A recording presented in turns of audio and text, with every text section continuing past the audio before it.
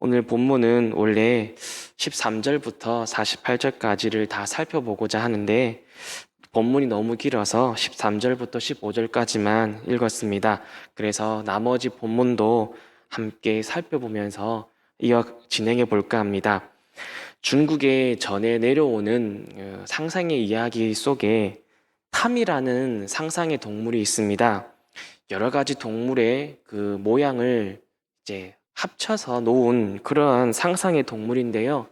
이 탐은 세상에 존재하는 모든 것들을 탐해서 그게 무엇이든지 간에 집어삼켰습니다. 처음에는 음식 같은 것들을 하나씩 삼켰다가 나중에는 자신의 주변에 있는 살아있는 생물까지도 삼켜버리기 시작했습니다. 하지만 이후에는 이 식욕뿐만 아니라 물욕까지도 눈을 떠서 이 탐은 먹을 수도 없는 것들을 탐하기 시작합니다. 세상에서 가장 귀한 보물들을 찾아내서 집어삼키기 시작했지요. 더 나아가서 날이 갈수록 더 많은 것을 원했던 탐은 자신이 이제는 가진 힘으로 눈에 보이는 모든 것들을 집어삼키기 시작했고 결국 산도 집어삼키고 바다도 집어삼키고 세상 그 자체를 집어삼키기 시작했습니다. 마침내 이 탐은요, 모든 것을 다 집어삼킨 뒤에 우주로 나가서 이 태양마저도 삼켜버렸다라고 합니다. 그런데 이런 상황에서 만족함을 몰랐던 이 탐은 결국에는 모든 것들을 다 삼킨 후에 세상에 딱 하나 남은 존재, 바로 자신을 스스로 먹어치우기 시작합니다. 결국 탐은 자기 자신을 먹어서 결국에는 세상에 아무것도 남지 않았다는 중국의 이야기지요. 비록 인간의 머리에서 나오고 허구고 상상일지라도 이 이야기는 중요한 교훈을 전해줍니다.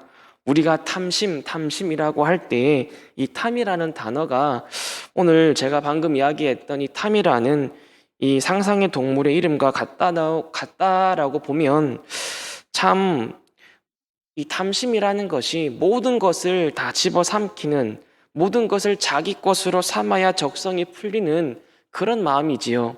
하지만 결국에는 이 탐심으로 말미암아 자기 자신마저도 스스로가 파멸되는 그러한 마음이 바로 탐심입니다.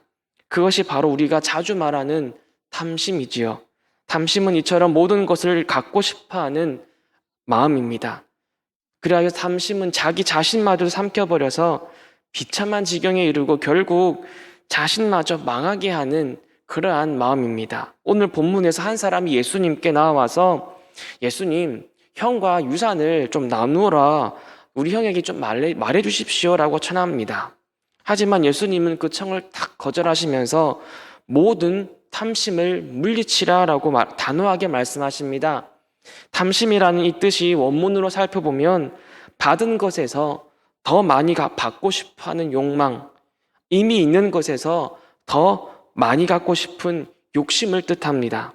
예수님께 간청한 이 사람은 충분히 살 만큼 물질을 갖고 있었음에도 더 많은 것을 갖고 싶은 욕심에 형이 받아야 될 그 유산마저도 나누어 받자라고 했던 것 같습니다. 그래서 예수님은 한 부자의 비유를 드시며 이 동생을 깨닫게 하십니다. 그래서 우리가 16절부터 20절까지 등장하는 이 예수님의 이 비유에서 이 부자는 자신이 얻어서 풍성히 쌓아 올린 이 곡간을 보고 이제 좀 즐기며 살아보자 이렇게 하며 방탕한 생각을 하지요. 형과 유산을 나누어 달라고 예수님께 청한 그 사람도 이미 있는 재산에 더하여 유산까지 얻어서 이제 좀 즐기며 내 마음껏 살아보자라는 생각이었을 것입니다. 예수님께서는 형과 유산을 나누게 해달라고 청한 그 사람의 마음을 이 비유를 통해서 정확하게 지적하고 드러내신 것입니다. 그런데 예수님은 이어서 하나님께서 그 부자의 영혼을 그날 밤 찾으시면 그 많던 재물은 부자에게 소용이 없게 된다는 분명한 메시지를 던지십니다. 즐기며 살기 위해, 남들보다 좀 더 멋지게 살기 위해 더 많은 물질을 욕심내는 것에 그 허망함을 깨우쳐 주신 것이지요. 그래야 예수님께서는 그 사람에게 하나님께 대하여 부요한 자가 되라라고 교훈하십니다. 예수님은 자기를 위해 재물을 많이 간직하지만 정작 하나님을 그 마음에 간직하지 않는 자, 하나님 안에서 만족하지 않는 자, 하나님이 주시는 것으로 살아가지 못하는 자, 재물만을 갈망하고 하나님은 갈망하지 않는 그 사람이 더 많이 갖고 싶어하는 어리석은 부자였고 더 많이 갖고 싶은 욕심으로 유산을 나누어 달라고 청한 이 사람과 같다는 것을 말씀하시는 겁니다. 디모데전서 6장 10절 말씀에 돈을 사랑함이 일만하게 뿌리가 된다라고 합니다. 이것을 탐내는 자들은 미혹을 받아 믿음에서 떠나 많은 근심으로써 자기를 찔렀도다라고 말을 합니다. 돈 자체가 뭐가 선하거나 악한 것이 아니라 돈을 갖고 싶어하는 그 욕심, 그 돈을 사랑하는 그 욕심, 그 마음이 문제라는 것이지요. 우리는 우리에게 주어진 물질로 얼마든지 선하게 사용하며 믿음과 신앙 안에서 행복하게 하나님과 교제하며 살아갈 수 있습니다. 우리는 우리에게 주어진 것에 만족하지 못하고 더 많이 갖고자 하는 욕망과 탐심을 경계해야 합니다. 왜냐하면 이것으로 말미암아 우리의 마음에 근심이 찾아오기 때문입니다. 오늘날 세상은 돈에 목숨을 걸고 있는 듯합니다. 그래 돈이라면 가족도 팔고 생명도 주저없이 앗아가고 사랑하는 이 사람도 속이는 시대입니다. 이 모든 것이 물질을 더 많이 갖고 싶어하는 인간의 욕망에서 비롯된 일이지요. 하지만 우리 성도는 하나님께 부요해야 합니다. 좀 더 깊이 생각해 볼 것은 대부분의 사람들은 이 탐심으로 뿐만 아니라 정말 행복을 위해서도 물질을 추구한다는 점입니다. 그런데 우리에게 주어진 이 물질로 만족하며 하나님 안에서 하나님이 주시는 은혜를 마음에 품으며 착하고 선하게 욕심 부리지 않고 그저 행복하게 살고 싶은데 우리의 현실은 너무 매정하고 어렵고 힘들다는 것이 문제입니다. 그래야 예수님께서는 이제 22절부터 그런 자들에게 위로의 말씀을 시작하십니다. 탐심을 부리는 자들에게는 따끔한 훈계의 말씀을 주시고 탐심이 아니라 정말 간절함으로 구하는 그런 사람들에게는 위로의 말씀을 주시는 것입니다.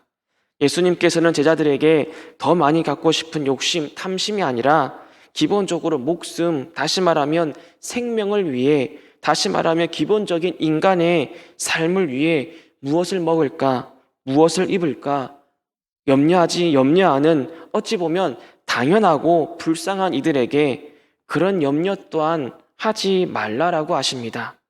탐심도 근심을 낳지만 정말로 우리의 행복을 위해서 물질을 추구함에도 불구하고 그렇게 살아가지 못하는 현실로 인하여 정말 마음 아파하며 염려하고 근심하는 그들에게도 우리 예수님께서는 근심하지 말고 염려하지 말아라 라고 하시는 겁니다.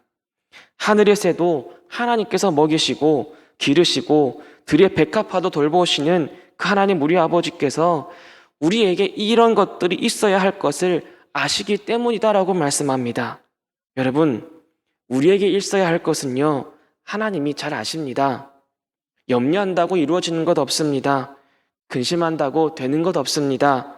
그러므로 우리는 염려하기보다는 하나님께서 때를 따라 도우시고 필요한 것을 주실 때까지 하나님을 더 간절하게 신뢰하고 믿음으로 기다려야 하는 것입니다.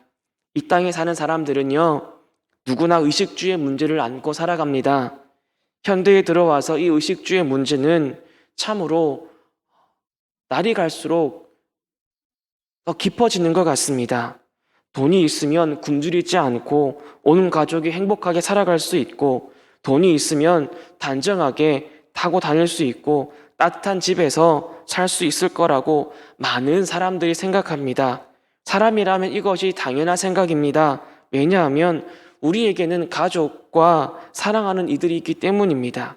내 아이에게만큼은 더 맛있는 거 사주고 싶고 더 좋은 옷 입혀주고 싶은 게 부모의 마음이지요. 돈을 더 많이 갖고 싶은 욕심을 부리는 부모 자녀가 비정상적인 것이지, 내 아이에게만큼은 가난을 물려주고 싶지 않아서 어떻게든 내 삶에서 발버둥을 치며 악착같이 살아가는 것이 우리 인생 아닙니까? 돈이 인생의 전부는 아닐지라도 우리에게는 이처럼 필요한 것입니다.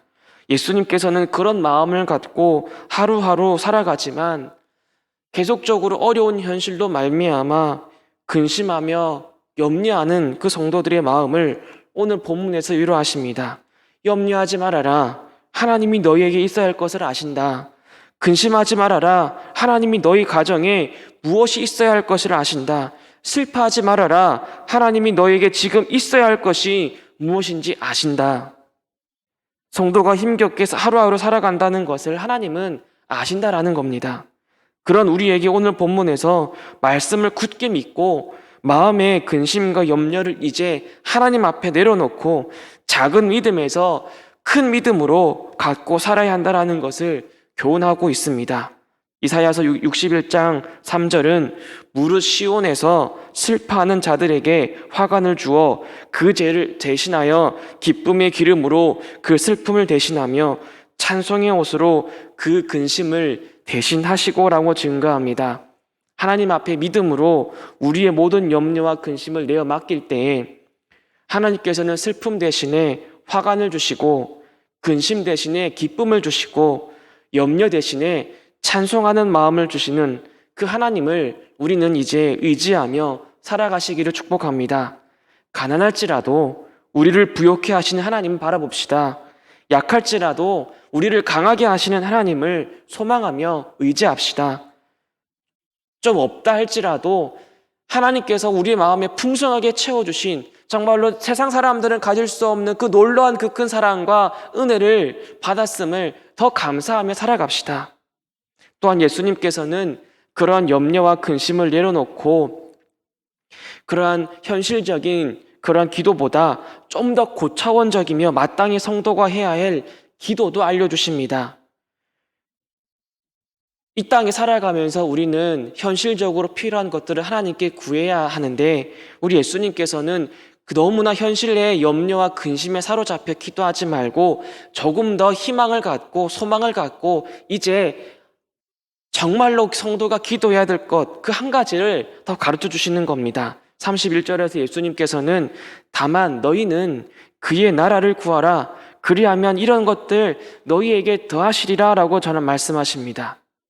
그의 나라를 구하라는 뜻이 무엇이겠습니까? 하나님의 통치와 하나님의 구원의 능력이 구체적으로 이 세상에 내 삶에 내 가정에 내 아이들에게 이루어지게 해달라는 기도가 아니겠습니까? 본문의 맥락에서 우리의 삶의 여러 의식주와 관련된 문제가 생길 때에 하나님의 섭리하심을 인정하고 하나님의 도우심과 하나님의 능력을 구하는 것이고 내가 해결할 수 없는 내 삶의 여러 문제를 하나님께서 하실 것을 기대하며 내어 맡기는 것을 뜻하지 않겠습니까? 예수님께서는 제자들에게 하나님께서는 우리에게 있어야 할 것들이 무엇인지 아시기 때문에 반드시 주실 것이다. 반드시 받을 것이다. 너희는 반드시 하나님의 도우심을 입을 것이라는 이 강한 믿음으로 나머지는 하나님께서 다 주실 것을 믿고 내어 맡기고 오직 하나님의 나라와 그 일을 먼저 구해보아라. 우선순위를 먼저 하나님의 나라와 그 일로 생각해보아라. 그리하면 다 주실 것이다. 예수님께서는 32절에서 적은 무리여 무서워하지 말아라. 너희 아버지께서 그 나라 하나님의 자신의 능력과 섭리와 은혜의 온갖 선한 것들을 너희에게 주시기를 기뻐하신다라고 하시며 그들을 안심시키셨습니다. 성도 여러분, 의식주의 문제로 인하여 내 가족, 내 가정, 내 자녀 걱정들에 대한 근심과 염려와 아픔과 여러 걱정을 갖고 있습니까? 혹여나 나의 부족함과 가난함으로 내 가족과 자녀가 힘들어하지는 않을까 하며 염려하고 있지는 않습니까? 예수님께서는 이제 그것을 그치라 하십니다. 하나님께서는 우리에게 있어야 할 것이 무엇인지 아십니다. 그러니 염려하지 말고 근심하지 말고 오직 우리의 모든 기도의 우선순위 메인 첫 번째로 하나님의 나라를 구합시다. 하나님의 의를 구합시다. 하나님의 나라가 내 가정, 내 아이에게 내 삶에 이루어지게 해달라고 제일 먼저 기도합시다. 그것이 우선순위 아닙니까? 그것이 우리가 제일 먼저 다른 현실적인 기도뿐만 아니 것보다 제일 먼저 앞에 제일 첫 번째로 기도해야 할 것들이 있다면 바로 하나님의 나라를 구하는 것일 겁니다. 그 믿음 안에서 어떤 상황과 환경 속에서 그 어떠한 문제가 몰려올지라도 하나님께서는 나를 도우시고 나를 통치하시고 나에게 능력 베푸실 것임을 믿고 기도하며 구하며 나아가는 우리 모두가 되기를 축복합니다. 성도는 현실에서 떨어져 살지 않습니다. 성도는 현실과 떨어져 은둔하거나 현실을 동떨어져 산에 살거나 그렇지가 않습니다. 성도는 늘 현실과 마주하며 그 현실 속에서 일어나는 여러 문제들을 날마다 해결해야 하는 그 치열한 삶을 살아가고 있습니다. 믿음은 그 속에서 다듬어지는 것이 아니겠습니까? 하나님의 나라를 구하고 기도하는 것은 바로 이 치열한 우리의 삶 한가운데에서 이루어 나가야 하는 겁니다. 믿음은 현실과 떨어져서 수도원 생활을 해야 다듬어지고 순수해지는 것이 아니라 바로 우리의 치열한 삶의 현장에서 그 문제 속에서 하나님께 우리 각자가 있어야 할 것들을 안신다는 그 믿음 갖고 모든 염려와 근심 가운데 하나님의 나라를 먼저 구하고 하나님의 인도하심과 통치하심을 의지하며 살아야 빛나는 것이는 겁니다. 이런 믿음으로 우리에게 주어진 삶을 살아가는 성도는 그 삶이 고되지만 늘 깨어있게 됩니다. 이런 아픈 많고 근심과 염려가 많은 삶이 끝이 아님을 알기 때문이지요. 따라서 성도는 늘 현재라는 시간 속에 살아가지만 장차 오실 주님 되시는 하나님을 바라보며 현재를 살아가는 사람들임을 기억하십시오. 성경은 우리에게 그러한 성도가 되라고 교훈합니다. 35절부터 48절까지 예수님께서 강조하신 것은 바로 1차적으로 이 마지막 때에 우리가 깨어 있어야 한다는 것이 아니라 제일 먼저 그 나라를 구하고 그 나라의 주인이 오고 계시기 때문에 오직 그 나라를 구하라는 것입니다. 예수님께서는 35절부터 48절까지 계속해서 주인에 대한 언급을 하십니다. 35절부터 48절까지 이 본문에서만 이 주인이라는 단어가 11번이 등장합니다. 따라서 본문이 강조하는 것을 생각하고 35절을 보면 허리에 띠를 띠고 등불을 켜고 서 있으라 주인이 오고 계신다라는 의미입니다. 40절을 보겠습니다. 40절에도 너희도 준비하고 있으라 생각하지 않을 때에 주인이 오신다라는 의미입니다. 심지어 48절도 종이 생각지 못하는 시각에 주인이 오실 때 많이 받은 자에게 많이 요구하실 것이고 많이 달라 하실 것이다 라는 뜻을 담고 있습니다. 아무렇게나 준비하는 것이 아니라 주인이 원하는 그것을 준비해야 한다라는 겁니다. 성경은 현재를 살아가는 성도들에게 우리의 주인이 되시는 주님이 원하시는 바로 그것을 준비하라. 그 나라의 주인이 오고 계신다라는 것을 깨닫게 해줍니다.